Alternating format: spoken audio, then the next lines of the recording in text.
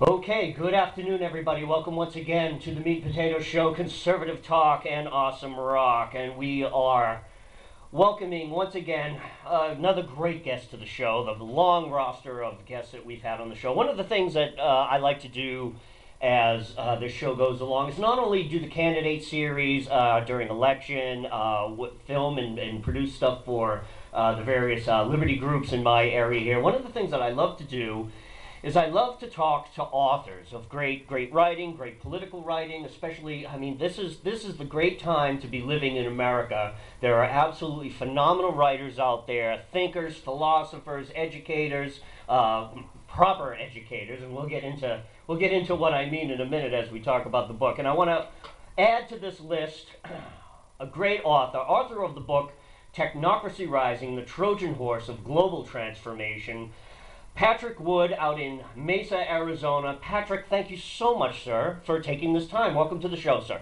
Great to be on with you. Thanks for the opportunity. We're going to get right into it. I know you're a busy guy. I told you earlier off the mic that I've dog-eared the heck out of this book here, and it's an absolutely chilling and stunning book. Tell us about what got you started on the book. How long did it take you to write the book? What was the impetus? Take us through the birth of the book. My background, had it not been what it was, would have blocked me from writing this book altogether. I wouldn't have understood what I was looking at in the first place. But I started writing about the Trilateral Commission years ago. In fact, in the late 1970s. I wrote two books back then with my co-author, Anthony Sutton. And we wrote Trilaterals over Washington, two volumes 1 and 2. Yep. Between 1978 and 81. We published a newsletter as well called Trilateral Observer, and in one very real sense, we were the experts at the time on this elite group called the Trilateral Commission. We might explain that a little bit along the way, but some of your listeners may have some familiarity with who the Trilateral Commission is anyway. But they promised in those days that they were going to create a new international economic order. Both myself and Sutton had an economics background. I only studied economics. I never was a professor like Sutton was. He taught at UCLA for some time, and then he went to work for the Stanford Institution, or the Stanford University, at the Hoover Institution for War, Peace, and Revolution. He was a senior fellow there for some years. Wrote many books, class A1 researcher, and he got let go from the Hoover Institution after he started writing about this group, the Trilateral Commission, and what they were doing. He found out pretty quickly that the president of Stanford, David Packard of Hewlett-Packard fame, was a member of the Trilateral Commission. So anyway, that was about right after that was when I met up with Sutton. We compared notes and we realized there was a huge story, and it was an economic story. We realized that because these people wanted to create a new international economic order. We didn't know exactly what that was at the time. We didn't understand technocracy, had no idea. We had read and studied Brzezinski's early book, Between Two Ages, quite thoroughly. It resonated with us as to what this new order was going to be like. But over the years, although these people have done a lot, nobody has recognized that what they were really doing is implementing a system of technocracy. And furthermore, that it was a system of technocracy that was actually born in the 1930s. It was not a new idea. It didn't just come up yesterday. There's nothing in the history books about it, unfortunately, but it's very much a historical event. And so when I ran across technocracy a few years ago, I started looking at it as kind of a historical curiosity at first. And then as I started studying it, all of a sudden I see names of members of the Trilateral Commission showing up. Popping up all over the place, and I go, oh, and my thought at that point was, uh-oh, there's something big going on here. And away we went. I started studying technocracy like with a passion.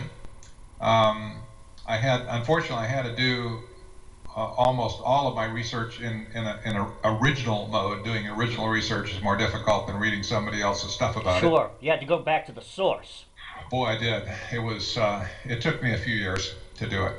But I finally came to the point where I realized I absolutely had the Fisher cut bait. I was either going to go off and retire in Tahiti Mm-hmm. on desert island somewhere, or I was going to write this book and blow the lid off these people's cover. I chose the latter, and here we are.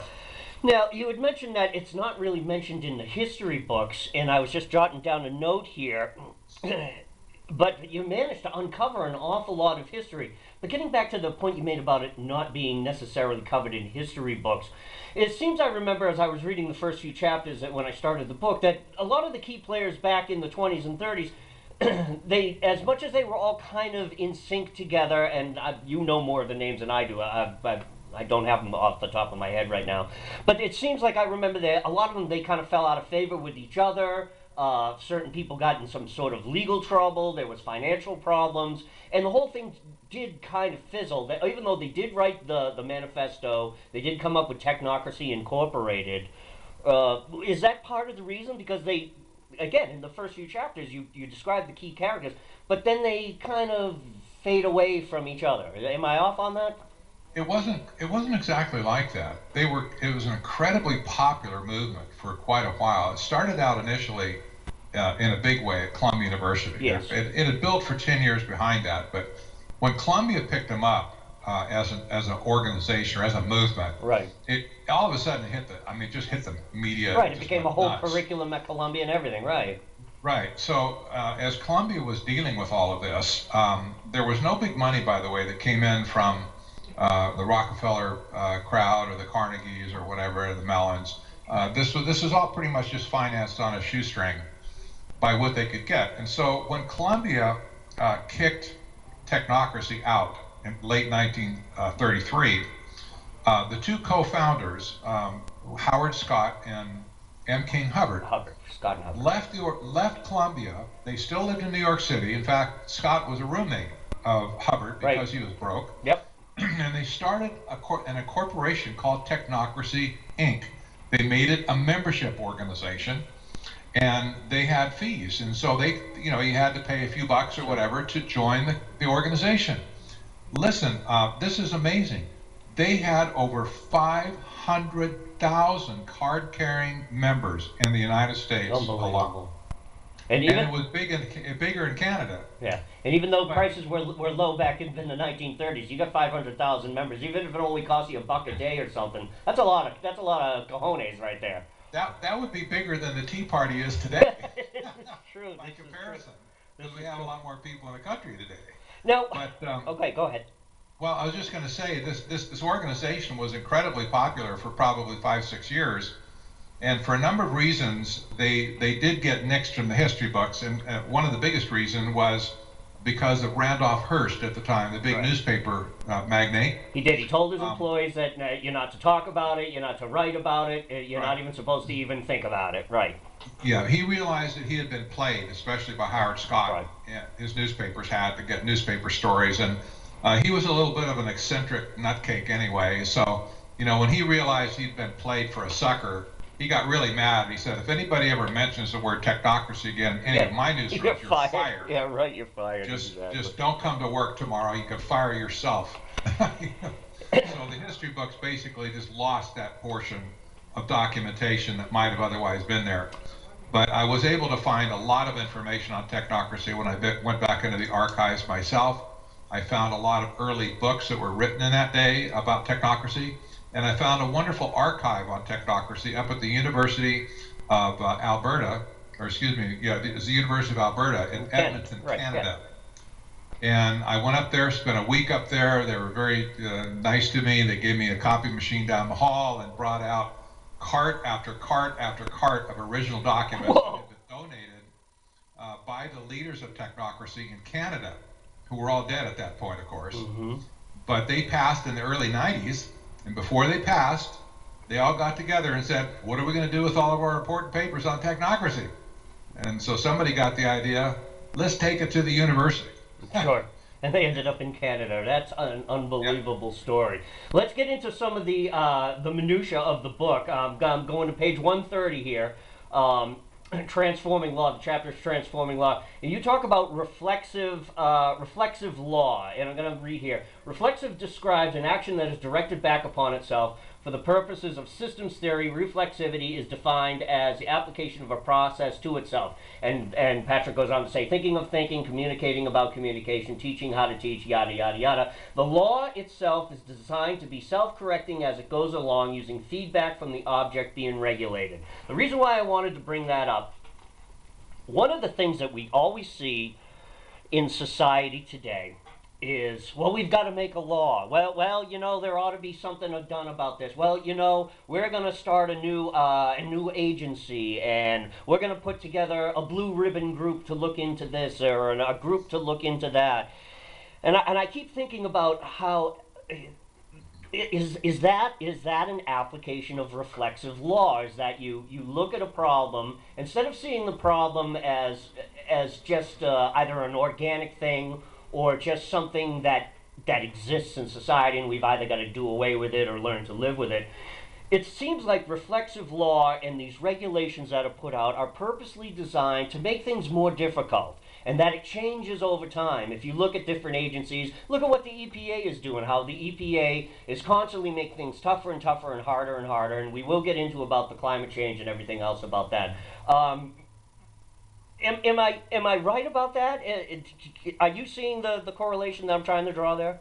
Yes, I am. Reflexive law is the legal theory to support and develop and allow sustainable development to be implanted in our nation, all through our legal system.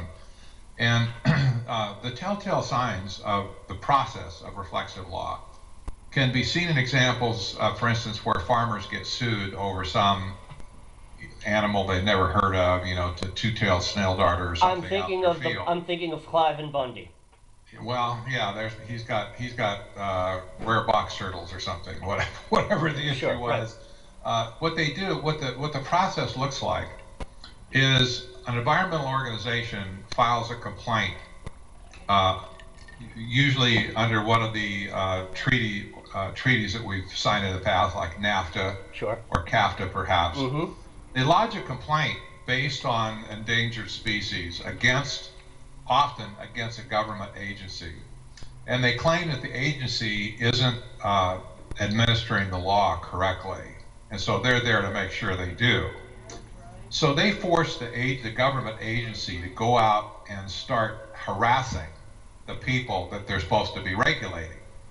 And they take them into court, and they bring all the studies and stuff, that support their claims, mm-hmm. that there really are hard-headed, box turtles or whatever, or two-tailed snail darters, and that the farmer, the rancher, is destroying the habitat by not caring for his land properly. So they present all these regulations from their preconceived regulation book.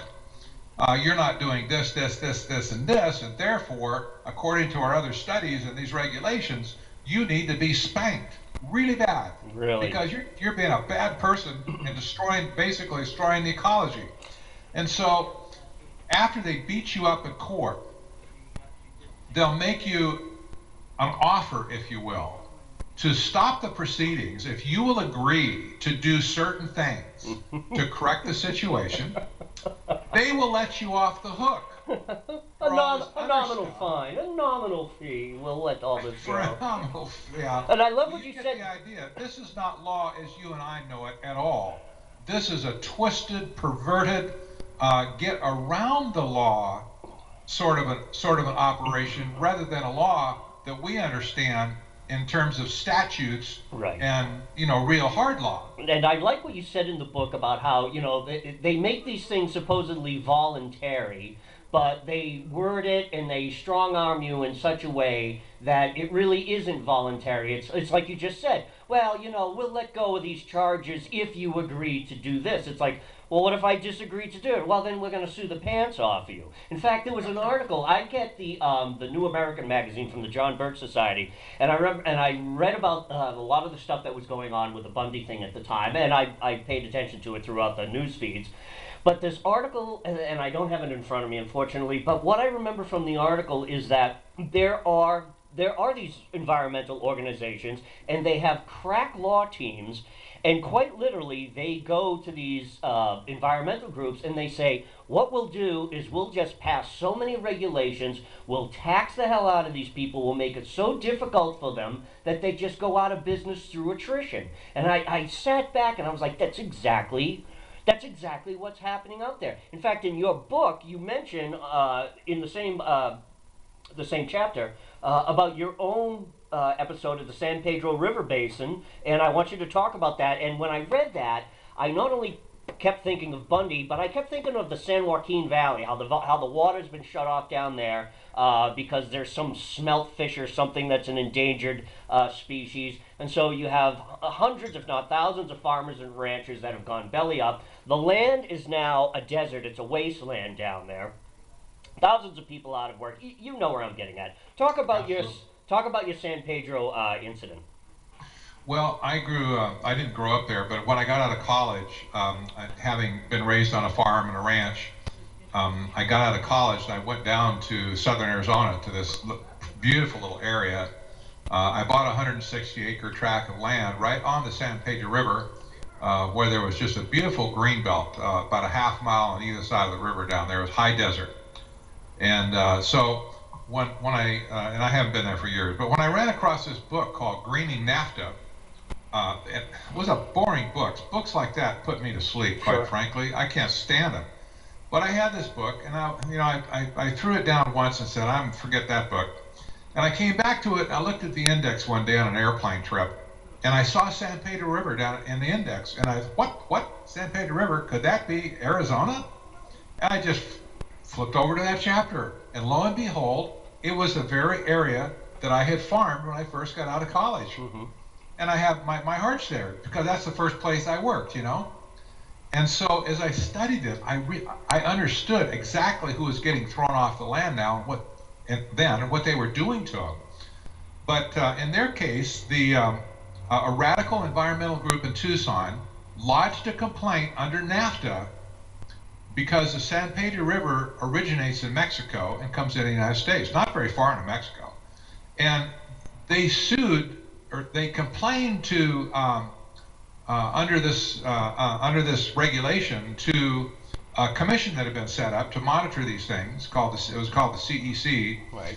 And they claimed that the Army Corps of Engineers was derelict in its duty on enforcing the regulations of the treaty. Again, they go to the government agency. I see where you're going. They go to the government agency, then the government agency comes to the private landowner. Continue, sir. That's right.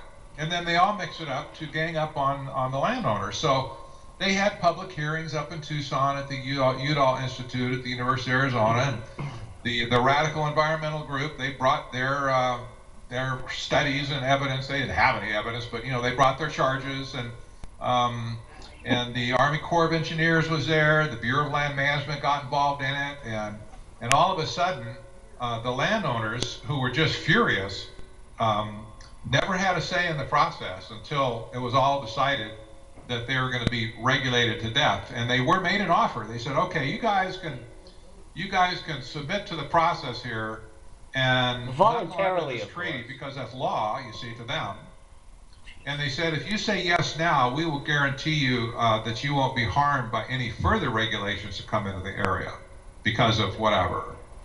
That's extortion, basically. Yeah, it's mob rule. It's just mob rule.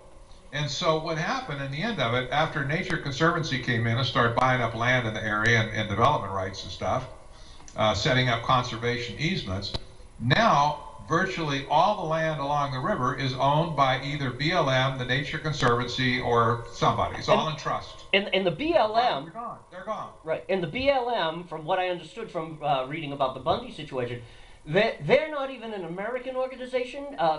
Can you clarify some of that? Aren't they like a UN World type organization? You say the BLM, the yeah. Bureau of Land Management? Yeah. Well, yes. No, the Bureau of Land Management is an agency of the U.S. government. Oh, okay.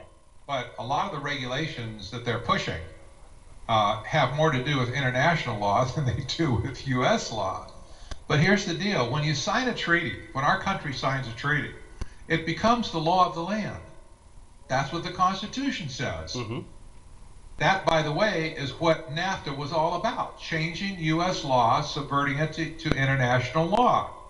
That's what the Trans-Pacific Partnership is all about right now. Subverting U.S. law, getting a treaty to be signed, even without the complete knowledge of the Senate, signing a treaty that becomes law. So when they come to you or to me for whatever and say, well, you know, you're violating the law here, and you say, what law? I don't know. I'm under the Constitution and U.S. law. I say, no. Our president and our Senate, you know, signed a treaty, and the treaty said that now this is the law. And the law is just simply changed, and they say, now you must obey it, or we're going to hammer you to death. But here's the thing about this. It always seems like it's just American companies, American citizens, American landowners. You don't hear in the news about how some corporation in, I don't know, Venezuela or Brazil is being targeted by the EPA and this group and that group to do the same things that you were just talking about, filing lawsuits, imposing these regulations upon them. This is an anti-American gambit, isn't it, sir?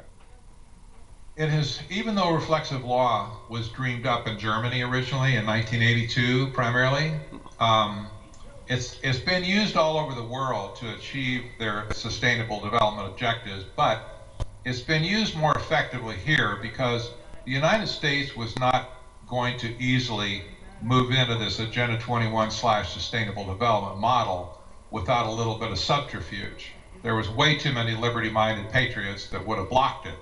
Other countries have fallen like dominoes. I mean, what resistance do you have in Europe, for Pete's sake? Well, yeah, they're not. Yeah, they're not exactly. There is our streak of independence is quite literally a uniquely American thing. It is, and it's a thorn in their side, quite honestly.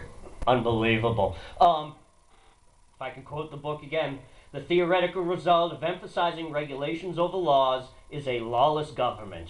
And that's what we're looking at right now. I mean, our Senate, our Congress and Senate are no longer in charge. Well, they pass these laws, but then they pass them off to these agencies, and these agencies become the de facto lawmakers, and it just keeps, I mean, the whole thing just keeps snowballing from there, and it's...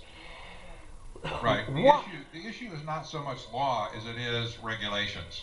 And it's about power, too. I mean, my next question was going to be why, just a simple why, but... it's a rhetorical question. I kind of know the answer. It's just about power and control, isn't it? I think that would be a better way to say it than just about money. If technocracy comes to fruit like it was described in the 1930s, it will do away with capitalism altogether, sure. And it will do away with currency as we know it today. And you're talking about the carbon credits, and you know what it sounds. I know it sounds like we're jumping around in the book here, but my conversations with my guests are always organic. Let's cover that. Let's cover the change of the currency. I quite literally just finished those chapters there. The green credits are going to be put out there, replacing currency.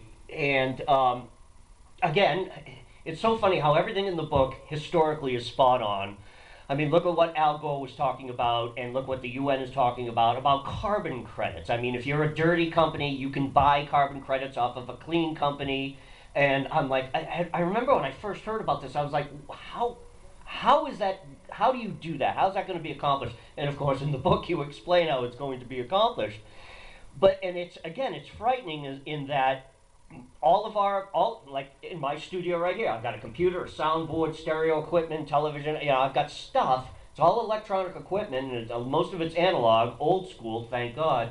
But in the future, we're looking at equipment, even something as simple as your cell phone. It's going to be microchipped. It's going to be put onto the system that you call the Internet of Things, where basically everything right down to your dishwasher is hooked up to a smart grid. And if you want to do your dishes, the smart grid's going to say, oh, no, you can't because you don't have any carbon credits left. And, oh, by the way, there's a peak demand over 4 towns away, and we're going to give the power to them instead. So you don't get to do your dishes. Take it from there, sir. Yeah. Understanding the backstory here is really important. In the 1930s, the Depression, the Great Depression, was running amok. And unemployment was just crazy. Food lines were extending around blocks. We have food stamps today, so you don't see food lines.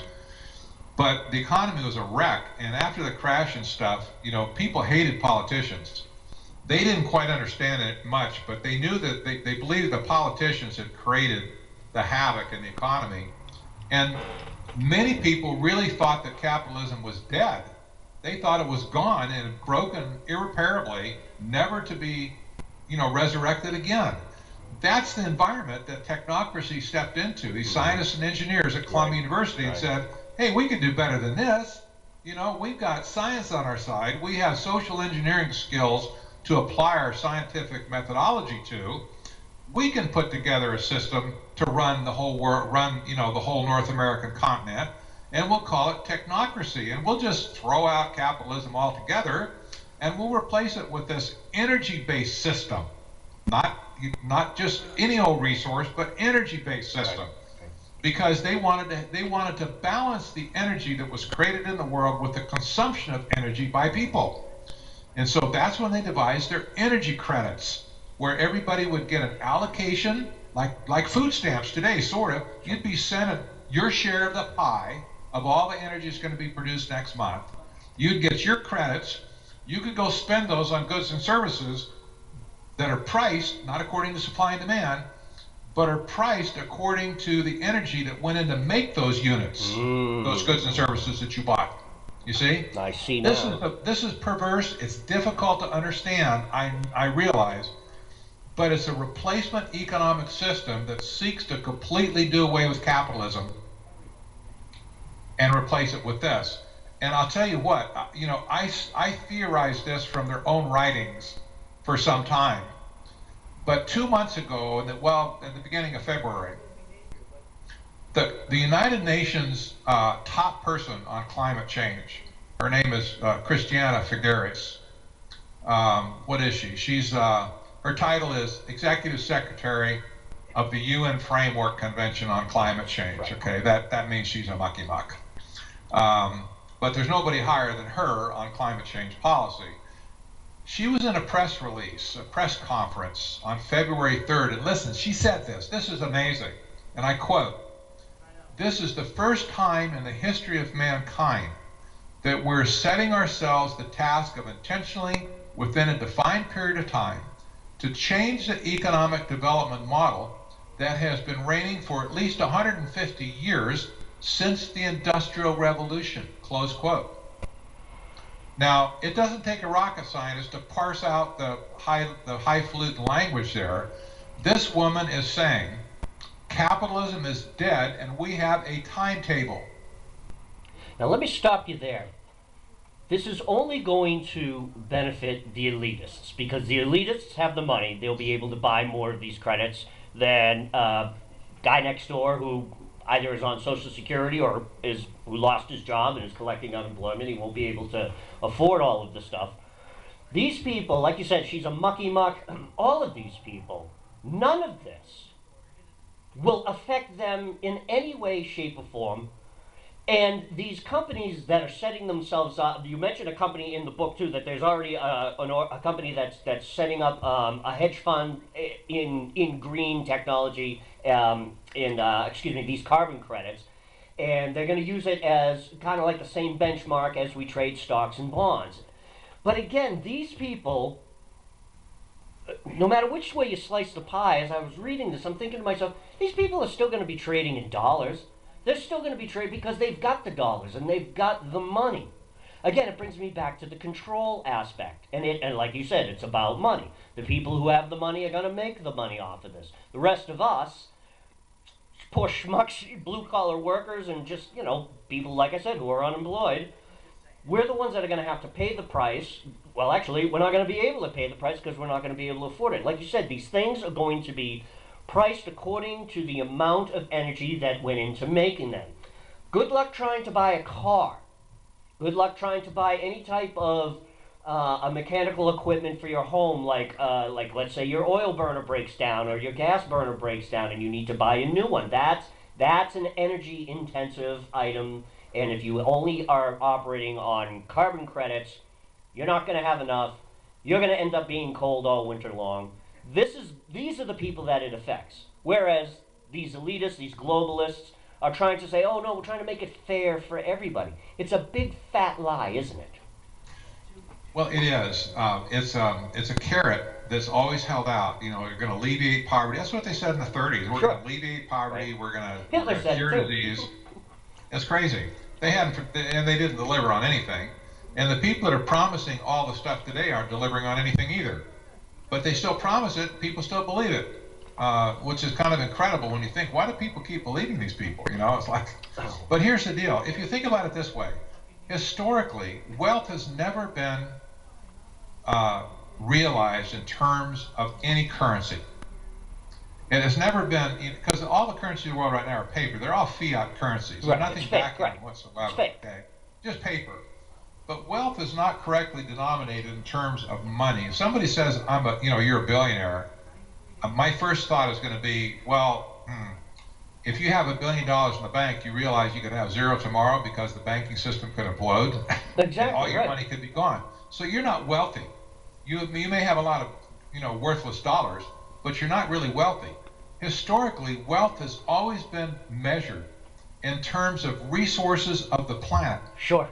The ground, that's where all the oil comes from, all the food comes from, Right. all the water comes from, all of the resources come, the mining, the minerals, and everything that we get to make stuff with, it all comes from the earth. Exactly. And you see, this is what sustainable development is all about.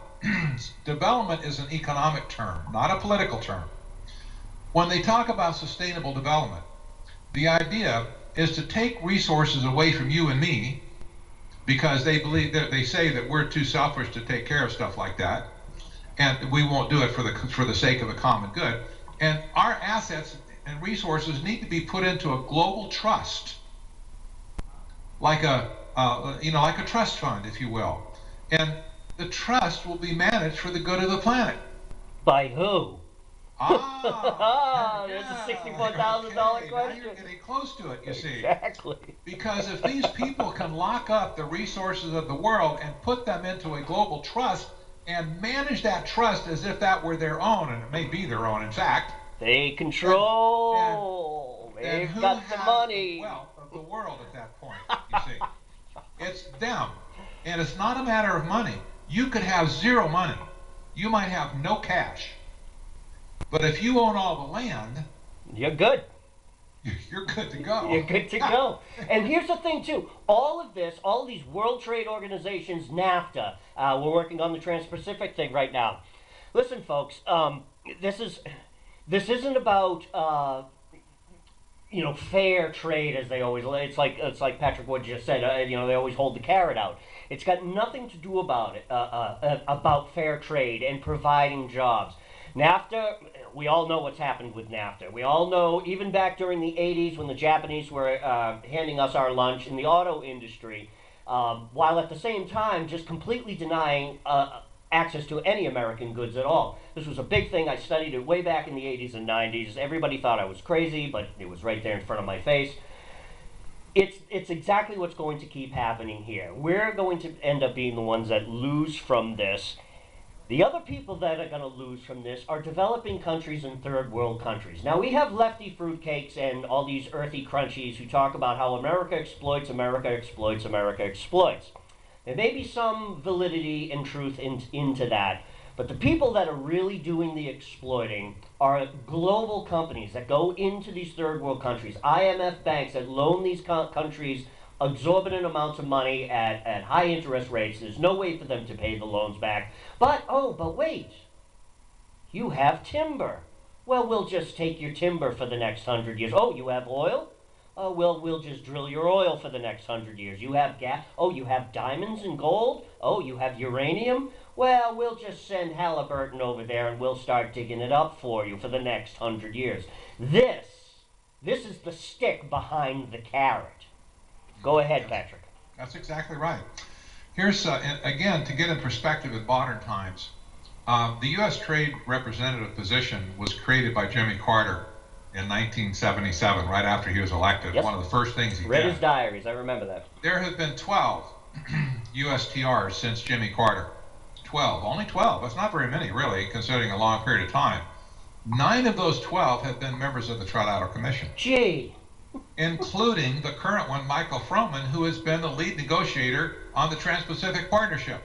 Who are these Now, people? now I would ask, just knowing that alone, I would say, I would ask the question, are they negotiating for you and me as citizens of America, or are they negotiating on behalf of the Trilateral Commission, which is dedicated to creating a new international economic order Sure. based on technocracy that will kill capitalism in the end, you see? No, And I'll go for the latter. These guys are not, they're negotiating for themselves, of course they are. purely. Exactly. Who are these people? I mean, I know you can name names and you know the companies that they represent, but that the question is a larger who. I mean, who are they? What are they? I did an interview a while ago with the Air Force colonel, and and we talked about evil in the world, and not just evil like Saddam Hussein, Hitler, and you know terrorism and everything. No, we talked a little bit about global elitism. We talked about people who are in charge making the laws, and people who seem to stand above the law. Is this an ilk of evil that is existing in our world today? Well, there's no doubt in one sense, in a spiritual sense, they are not generally at all pro Christianity or pro Bible or pro Hebrew, Judeo, yeah, Hebrew Christian ethics and so on. They're very much into humanism, the religious side of humanism. The Trilateral Commission originally were great supporters and controllers even of the Aspen Institute for Humanistic Studies, hmm which has spread the concept and doctrines of humanism to corporations all over the world through their executive seminars and stuff they have.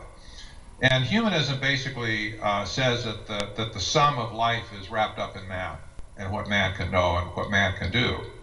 And so, in that sense, it is it's diametrically opposed from any divine thought of what might be added to society to make it any better. And that dovetailed with what the early technocrats thought too, because they were very atheistic in a sense. They wanted nothing to do with religion, traditional religion at all. And they believed that scientism really was the important thing. And scientism basically set science up as a god, and the science and engineers became the priesthood exactly. to go and inquire of that god as to what, come back and tell us peons, well, science says, and you're supposed to do it, right? Al Gore says we should believe in climate change. It's pseudoscience, though. It's totally made It up. is pseudoscience. Right. It's not science at all, and that's what makes it such a dangerous cult, if you will. that it's not based on anything of hard science. It is pseudoscience, like you said. And there was, I read a book a little while ago by British psychiatrist R.D. Laing. The book is called The Politics of Experience. He talks about pseudoscience, and you talk about something in your book about consensus. And one of the things that R.D. Laing talked about in his book was that this concept of consensus is a pseudoscience. You know, you get 10 people in the room, 9 of them agree that the ceiling is blue, and then the one person looks up and says, no, the ceiling's painted white. And the other 9 people gang up on the one person, calling him as crazy. It's like, well, there's 9 of us here that all agree that the ceiling is blue. And the one person is saying, no, I'm looking at it. The ceiling is painted white. And that what Darty Lang basically his premise was, it's not that 9 people agree that the ceiling is blue.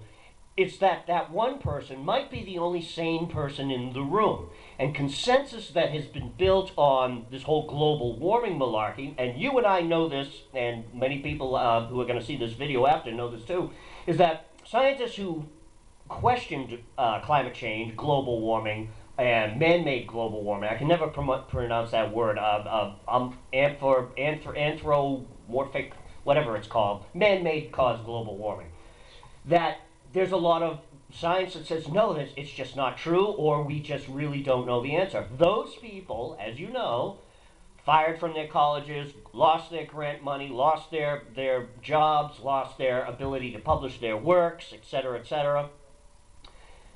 But that's what consensus is that it's a fake science. It's 9 people agreeing, and it's 9 people out of 10 agreeing that the ceiling is painted blue when in fact it's painted white. Take it from here, Patrick. That's exactly right. I grew up in California in a farming community. My parents were farmers. My stepdad was a rancher. And we had a lot of people who kind of pioneered the agroponic hydroponic, industry. This is back in the, I don't know, the 60s and the 70s. And whenever you saw one of those big greenhouses going up, they were quite, you could see them for a long distance. Big old greenhouses would go up. They'd sometimes be 100 yards, 200 yards long, kind of a dome-like affair over the top of them. Mm-hmm. Big fans on each end to blow air in and out and stuff. The first thing they would do, they grew a lot of tomatoes back in those days in greenhouses like that, hydroponically. First thing they would do, aside from running fertilizer and stuff in the water to give them nutrients, the plant's nutrients, they would install CO2 concentrators on the outside of those units to blow enriched air into those greenhouses, enriched with CO2. They would raise the CO2 level anywhere from 10 to 15%. Right, and the plants would go crazy, right? The plants went nuts because that CO2 and photosynthesis is the whole basis for growing green things. And so, as far as I know, there was never one worker ever in a hydroponic greenhouse that ever died from exposure to too much carbon dioxide. That's nonsense. Yeah, people would go in and work in this place. Right, exactly. It's ridiculous. And so what the world could use now to expand food production would not be a drop in carbon dioxide. It would be an increase in carbon dioxide. And that is completely, sustainable by hard fact science. Now, the other thing, too, is I think we're hovering somewhere just below 400 parts per million as far as our carbon. And there are a lot of studies out there that say that, and you just said it also, that we're technically, according to some of the science I've read, is that the planet is actually carbon starved. Is that we could probably do with about 5%. We're currently around, 2.5%, 3%. We could probably do well with 5%. It might warm the planet a little. It might help solve some of the drought problems by increasing more plant life, therefore increasing more humidity, increasing more moisture production, and increasing more rain. And so this concept that it's so funny too, that because I run into people like that too, and I always make this quip about how the global warming is it's a pseudoscience, it's fake. You'd be surprised how many times I'll be in a conversation, somebody will say, wow, it's really hot, or whatever, and this, that, the other thing, and I'll say, yeah, well, we are we're in a sunspot phase right now, so we're probably going to have a very hot summer. And then they'll say, well, it doesn't help that we have all this pollution. I was like, oh, well, Dad, don't worry. Well, you got to blame the volcanoes for that. They're blowing out metric tons of sulfuric, hydrogen and all sorts of other stuff. And I've had people actually say to me, yeah, well, those are volcanoes. That's natural sulfur dioxide that's coming out. And I think to myself, yeah, it's somebody else, another one who's drinking the Kool-Aid. I mean, when the planet, listen, the last ice ages, the animals that lived at the time, huge mastodons, giant saber-toothed tigers, horses the size of a garage, that kind of thing. I mean, according to ice core samples, everything else that I've seen and I watch National Geographic and the Science Channel, and they talk about it. It's like they shoot themselves in the foot there. Well, we're doing a study on climate change and global warming, and the best way to find out the planet is through an ice core sample. And the scientists will say, yeah, 30,000 years ago, the carbon dioxide level was up around 10-15%. And then I think to myself, I look around, I was like, were there any SUVs back then? Were we pumping out coal-fired plants back then? I don't remember. So, I mean, these are just natural cycles. But this gets us back to this whole concept in technocracy, that these scientists and these engineers, they know better. They're going to manage everything for us. They're going to somehow magically correct the problem. What would you suggest to somebody like me who gets involved in a conversation, or maybe even a debate, how best to handle it? A Kool-Aid drinker. I know. Once, if you compare your whole scenario, I suppose, to a Wizard of Oz scene, where you have an opportunity to play Toto. I'm not saying that in a bad way, but you have the opportunity to play Toto. Sure. And you are able to go grab the curtain and pull the curtain back on the wizard, quote unquote, to see what's going on. Your whole mindset would change instantly. Exactly. if you saw what was going on behind the scenes. And understanding the source of this stuff today is just pulling back the curtain. That's all it is. I've had this reaction from people where they say, you know what? Now that I see how where this came from and what it's comprised of, I understand all the rest of it perfectly well. And it's a scam. It is. It's just a scam. The more I educate myself on this, I've been doing this show since 2008. I don't have a formal education, but in 2008 when I started this show, I was looking for a shtick. What am I going to do? What's my stick going to be on the radio? I decided to cover politics, current events, elections, to get involved. I was getting involved in the Tea Party and the Liberty Movement. I have news for you. Since 2008, in order to do these interviews, I've got to read books like yours. I had a library years ago. I have run out of room for my library 8 years later. It is unbelievable. All my books are dog-eared and highlighted. I've interviewed dozens of people, hundreds of candidates, and I've got the equivalent of basically a high-priced college education just by having to pay attention and do these interviews. And you're absolutely correct. The more I educate myself on this, the more everything comes clearly into focus. To a certain degree, though, sir, I'm getting more and more afraid. I want to talk a little bit, if you've got the time. Do you have a few more minutes, sir? I do. Yeah. I want to talk about the transformation of education because one of the things I'm doing here in the local Worcester area is we're covering Common Core on the show. I've gone to they're changing the testing mediums here in Massachusetts, and I've gone and filmed some of those events, and they're on the YouTube channel as well. But I want to say I'm getting afraid. What does the future? What are we looking at here?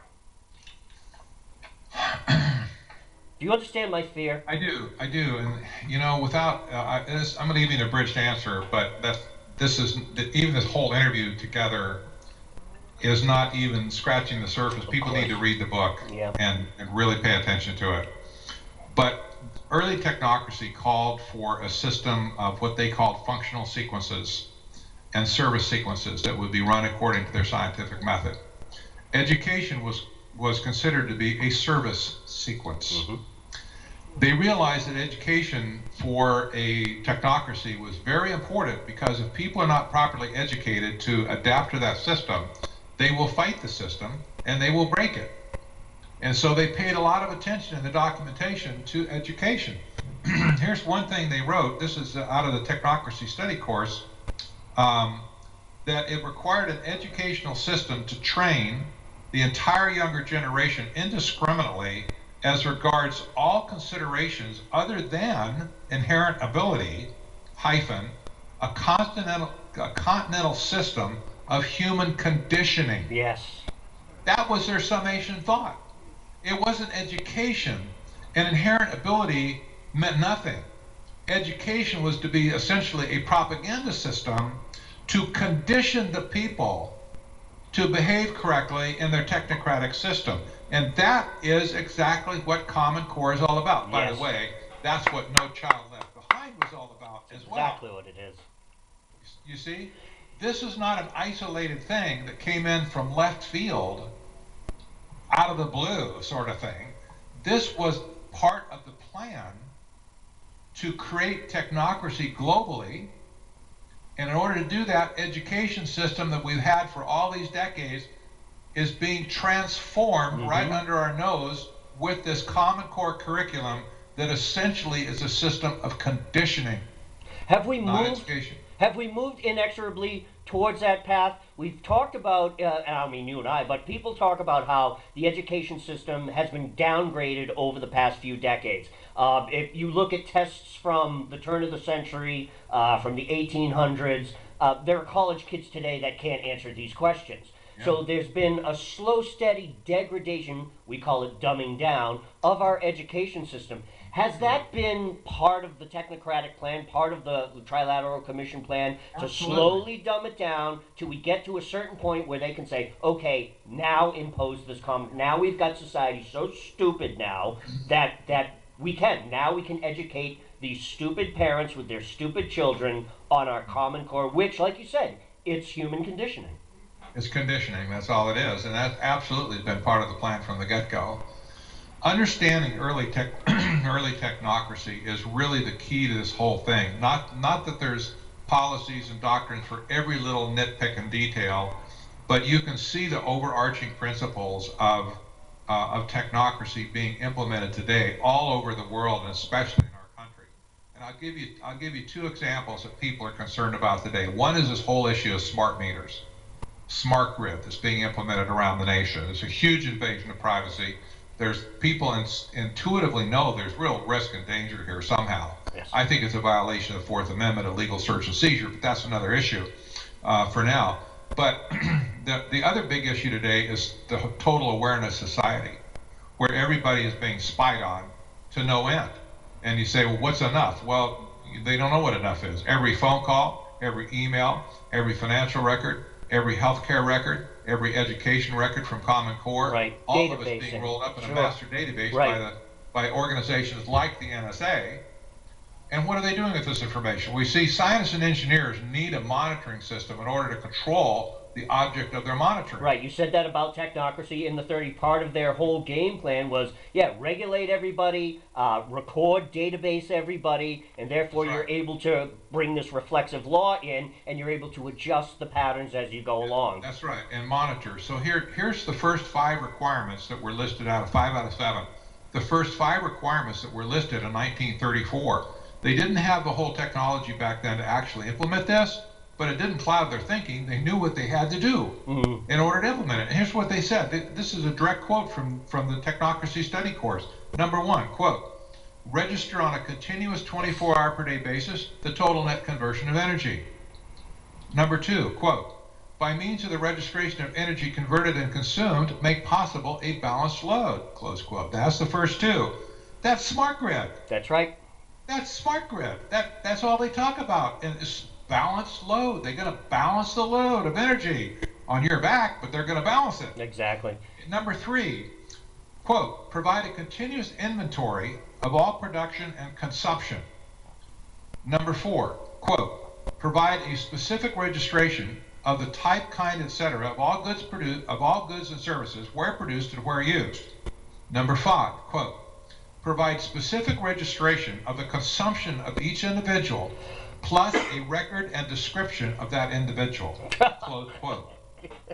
Now, there is your total awareness society to a T. What more would you need for a mission statement today for somebody like the NSA? Well, that's probably the actual model that they're going by. I wouldn't doubt that in the least. It's probably the actual model they're using. It's unbelievable. Yes. It is. I mean, I demonstratively show that in my book with the trail of the Trilateral Commission and their fingers all over this from the get-go. All right, let's wrap. Who brought it to us? Let's wrap this up with how they're going to transform Christianity and religion. Again, frightening that what we see even here in the United States, this bizarre, I call it bizarro world, this bizarro world attempt to somehow make nice of Islam and to somehow be kind to Islam, that somehow if we're more accepting and we become more like them, that they'll stop their worldwide bent on terrorism, which of course we all know is malarkey. But at the same time, but again, this is not only liberalism, it's technocrats, it's this weird upside down America that we live in now today. Anything Christian is bad, has to go away, can't be talked about, can't be in our schools, can't be on our money, can't be in public offices at all, whatever. However, there's a room over there for all our Muslim workers to go pray 5 times a day. We're going to take the 5th grade class to a mosque to experience a different culture. Do you see what I'm saying here? This weird, backwards way that we're... And Maxine Waters, she went on public record. She calls us bigots because we don't want to accept Sharia law. But like you said, America with our liberty-mindedness is going to be the toughest place to crack. Take it from here, Patrick. There's such a great hypocrisy in our government at this point, and groups like the ACLU and the atheist groups and even Islamic groups that are trying to drive Christianity and biblical Christianity out of society completely. on the basis of separation of church and state, which is a very poor doctrine, I believe, in the first place. I don't think it's constitutional at all. But no, we don't want a state forcing a religion down our throat. That's for sure. That caused a lot of the trouble in the first place. The Anglican Church during our revolutionary days. Right. But today, anything Christian is not allowed in the public forum. Absolutely not. You can't have a nativity on a courthouse grass anymore, for instance. And while Christianity has been driven out, you have Common Core teaching from the government's position, teaching Islam. That's right. And you have all of these science departments around the country working on issues of convergence and to convergence of science and transhumanism that are pushing a religion of scientism from the top down and cramming that down our throat. And humanism on top of that. See, all their religions are okay, but Christianity is not okay. There's a huge disconnect here. And, the Christian society, truly Christian society, getting smaller and smaller as all of these other false religions close in and drive it out. But here's the interesting thing. We could talk about evangelical Christians, or we could talk about, the larger Christian church, the denominations, and so on. There was a climate change summit that took place in 2014. It was called the Interfaith Summit on Climate Change. It's all the big, people, churches that belong to the World Council of Churches, like, the Catholics, the Episcopalians, the Presbyterians, the Church of Christ, and on down the line. This is what the World Council of Churches said as a result of that. At the end of that meeting, quote, "There has never been such a large amount of religious environmental activity in one location in the history of the world. This week will mark a watershed in the history of religion. It will be the time that people remember as the time when the world's faiths declared themselves irrevocably as green faiths." Jeez. Close quote. There's your whole institutional religious. That's in the book. You That's in the book. I wrapped up those chapters the other day. I was like, my God in heaven, but is this an attempt of various churches to try to somehow stay relevant by, I don't know, it's maybe like the way some Christian and Catholic organizations in Germany looked the other way as the Jews were being slaughtered. It's like, as long as they're not coming after us, all right, we'll comply with what you want to do. This is a way of to try to stay relative instead of just fighting this thing tooth and nail and exposing it for the satanic cult that it is. Enough people who were challenged with the idea of consensus by saying that the ceiling is blue, and they believed it. And all these religions have taken a swan dive into sustainable development and green anything. They're totally in sync with the United Nations. They're totally in sync with climate change doctrine. And they're not questioning anything about it. They've adopted it as a core part of their religion. That's what they've done. Yeah, the various Catholic private schools. I just filmed Dr. Duke Pesta, who gives a nationwide tour on Common Core. Yeah, a lot of private Catholic Christian schools are adopting a lot of the principles of Common Core because they stand to lose grant money. They stand to lose attendance from their students, and even though they are getting this private education, all the tests for college, everything else are all Common Core based. So. Again, it's supposed to be voluntary. All voluntary. If you just accept this one little part here, we'll keep your grant money flowing. It's like... Yeah. I was raised in the Catholic Church. I left when I was about 15 or 16, I believe. But I don't understand the Catholic Church in great detail today. But the Pope said 2 months ago that he's going to release a major encyclical on climate change in June of this year. That's in preparation for the big United Nations conference that's happening this November on climate change. And so the Pope has gone public with his intended encyclical on climate change. Now, that's not a papal bull that becomes actual doctrine and law of the church. It's one step removed from it. It's more opinion of the Pope, if you will. But encyclicals are sent out to every bishop in the world. Yes. with great authority from the Pope because the Pope wrote it. Yeah, this is the And law. This is so the new law, right? if you will, it's a soft law. You know, it's a voluntary project, but You better think comply hard to before it. you volunteer some other way. Patrick, I want to thank you so much. The book is fantastic. Ladies and gentlemen, the book is Technocracy Rising, the Trojan Horse of Global Transformation. Patrick Wood. You can get hold of Patrick on technocracyrising.com. The publishing company is augustforecast.com. Do I have that right?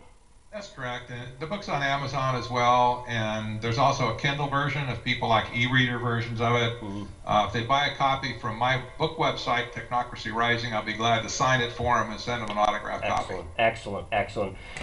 You're right.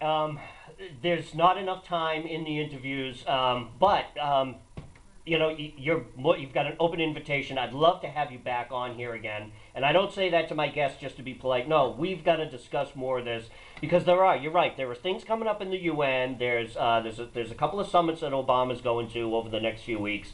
And I want to see how that shakes out. And then we can get you back on probably sometime in middle to the end of June, and we can hash some more of that stuff out. We can talk a little bit more about your book. But what's great about having a guest like you on a second time is that we can use your book now as kind of like a guide and a reference point to couple it with current events, things that are going on, and how you basically spelled it out using historical fact and just. Again, the book it's chilling. Ladies and gentlemen, Patrick Wood, the book is Technocracy Rising. Patrick, thank you so much, sir, for coming on to the show. Thank you, sir. My pleasure to be here. Anytime. Right. Enjoy your night, sir. Have a good night. Thank you. And there you go.